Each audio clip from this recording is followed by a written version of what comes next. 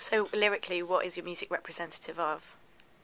I guess it's like most of the songs are about the trials and tribulations of women, like most songs are. I think, but they're very hopeful songs. They're quite. I guess they're sad songs as well, but there's always hope in them. Yeah, because we didn't want to just write sad songs. Even when I suppose when our lives were at the worst point, we still made sure we put hope in all the songs.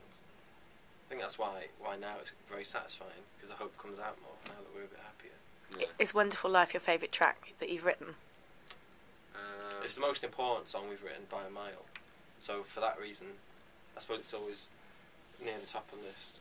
Yeah, because we were really angry and frustrated when we wrote it. We wrote it as a means of escape, like I said before, and we wanted to get it to take us out of this life. And all of a sudden, that song alone became our kind of golden ticket around the world. It also that track allowed us to write the other ones. Really gave us the opportunity because of the success of that song. So without that, some of my favourite songs that we've written wouldn't have been written. So now you've escaped from that life. What have you got to write about? This is what we're talking about. This is the big worry. We're terrified about it because we've only ever written music really when we were unhappy. So we're going to have to manufacture some kind of tragedy or massive trauma. We're going to have to engineer some sort of huge disaster in our life.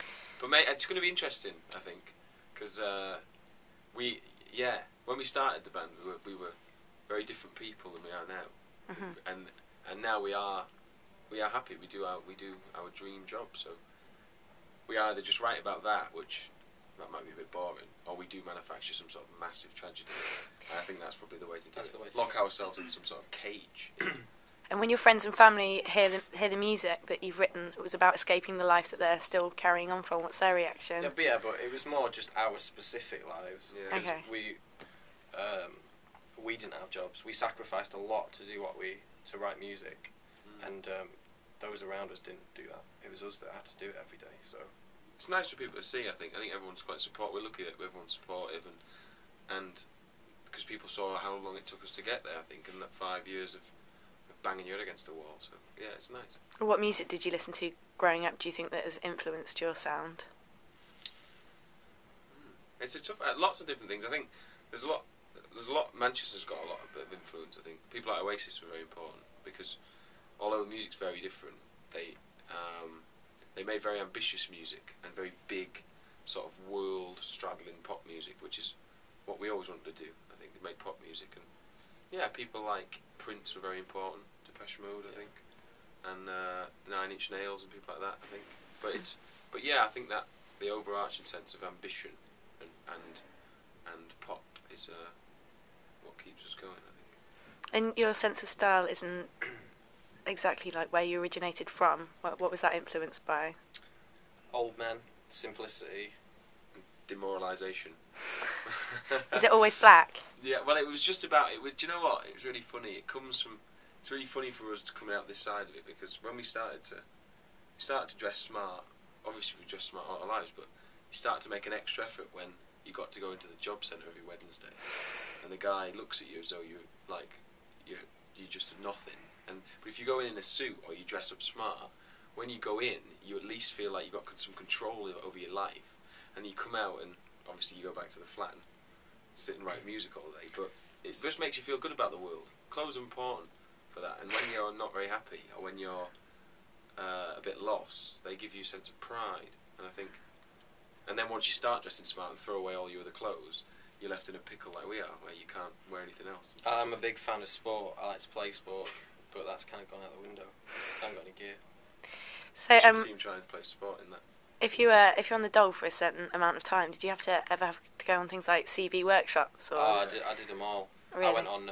So your CB looks pretty good right now. I went on New Deal for Musicians, which was not very rewarding. I just got palmed off into Sainsbury's. Okay, and the worst thing about Sainsbury's is not the fact that it's massively demoralising and everything like that. What did you do? Stack your shelves and the checkout? The worst thing is the orange fleece. You had a little shirt, didn't you? It's the orange fleece you have to wear and the purple trousers. Okay, so you imagine you not only are you going to do this job that you hate, but as soon as you walk in, someone goes, "Put your orange fleece on, mate." They didn't have a name badge for me either, so I had to wear a name badge that said Justin. for 6 months. 6 months over the Christmas period in the middle of town, next to my favourite nightclub. So everybody I know would come in Just to buy something, buy fags or something on the way to the nightclub, and Justin would be sat there in his orange fleece. So That's tough. that is tough. That's when you've got to go. That's when, yeah. A lot of swallowing involved. A lot of swallowing involved. A lot of. How does it feel to play back in your hometown now that you've become successful? We played the other day, and it was. I think it's one of my favourite ever gigs, because you remember where you were in Manchester when you wrote those songs. So every song that went by in the set, it came back to life. The story of the song came back to life, and for that reason, it was more emotional. And it's always good, I think, to have for your hometown to be proud of you.